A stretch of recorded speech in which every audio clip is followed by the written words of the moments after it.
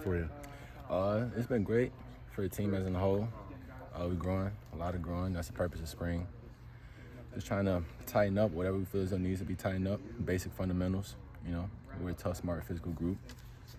And at the end of the day, we play our best football when we're being brilliant at the basics. So that's what we're trying to do, be brilliant at the basics. Last time we saw you, you had probably your best game against Kentucky in the Citrus Bowl. You had an interception late, then you got hurt. What's this last year been like for you, battling through a lot of injuries and things? This last year has been very eye-opening. I'm a firm believer in everything happens for a reason. Even in wins and losses, there's stuff to learn from. There's things to grow.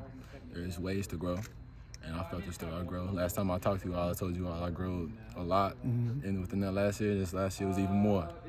I figure it's going to go like that for the rest of my life, man. I'm excited. How did you grow mentally? Because I know that could be the biggest challenge of all. I felt as though that's where I grew the most.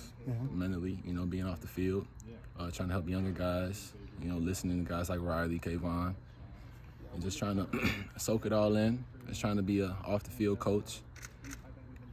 And that's about it. Being a guy who was sidelined last year, have you been able to maybe get a better look at some of these guys who are stepping into roles that were left open by Riley and by Jack and some other guys on the defense? Yeah, without a doubt.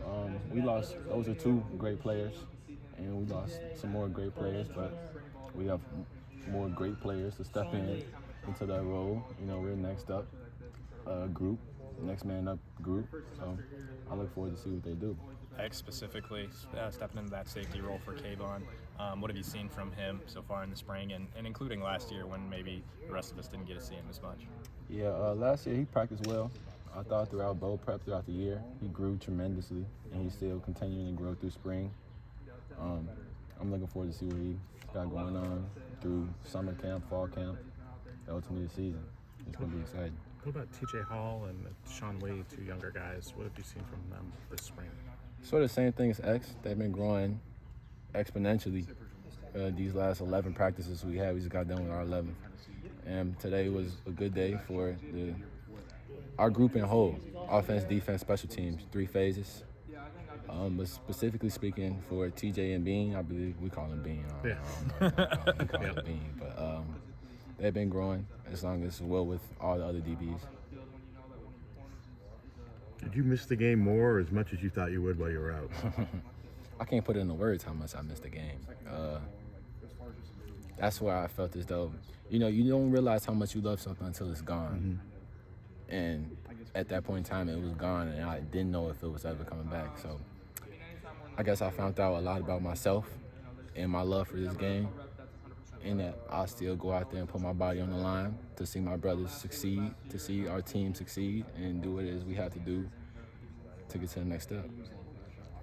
What's it like playing with Cooper out there on the other side? Playing with Coop is fun. It's fun being a little bit of a spectator almost, see him make the plays he makes at the level he plays. But I'm sorry. It's fun watching Cooper play, especially opposite of him. I got to see it with Riley. I got to see it with Dane, Matt. A bunch of guys came through who also made plays, and it's just fun seeing that work come to light.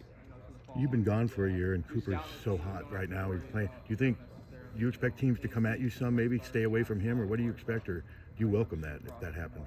I'm expecting whatever. Bring it on. If they want to come at me, bring it on. If they want to go at Coop, bring it on. We're not running from anyone. I mean, there's a standard here on D, especially in the secondary with Coach Parker. Talk about that standard, what you guys strive for every day. What we strive for every day is excellence, perfection. But, of course, we know perfection can't be attained. But we're trying to get as close as possible to it. And the closer we get, the better off we will be as a defense, as a team. How would you describe your transition back onto the field after missing so much time? Was there a lot of rust, or you just kind of get back into it? There was some rust, of course, but, I've been doing this for a little bit of time now. So the muscle memory came kicking in. We're 11 practice deep. I feel as though every practice I'm growing. I'm getting back into the swing of things and ready to do what we do. You obviously took a really big step. 2021, had a great game against Kentucky, like Scott said. What do you see as the next step in your evolution as a player? Leadership, continue to push the guys around me. Learning from everyone, from the new guys we have coming in June to the 6 years we have in the building to the coaching staff. Just learn as much as I can while I'm here. I've been here for going into my 5th year. It flew by. And I know it's going to continue to fly. So I'm going to try to soak it all in while I can. Coach Ferentz talked about how committed you were throughout last year and never really wavered in your commitment to the team. What did you use or rely on to stay grounded and stay locked in with the team despite being out? The love of the game and the love for my teammates. Wanting to see them at their best and wanting to see us win, ultimately win. Because when we win, everyone does better. It's how it is if you win. And just for the love of the game. I love this game, grew up watching this game. I'm a Chicago Bears fan. I'm a Chicago fan in general. The Bulls just won last night, so, yes, sir. We pulled off a tough one out there in Toronto. But just the love of the game. The love of the game. Was that pretty much your mindset, though, like right away is, okay, I'm just going to be there for my teammates? Or was there like a little bit of an adjustment period of kind of, psychologically, like just realizing that you're going to miss so much time? Right away was asking myself, how can I add value to the team? And I felt as though the best way for me to add value was to help the younger guys grow, to help my teammates in their preparation, do whatever we can to ultimately win.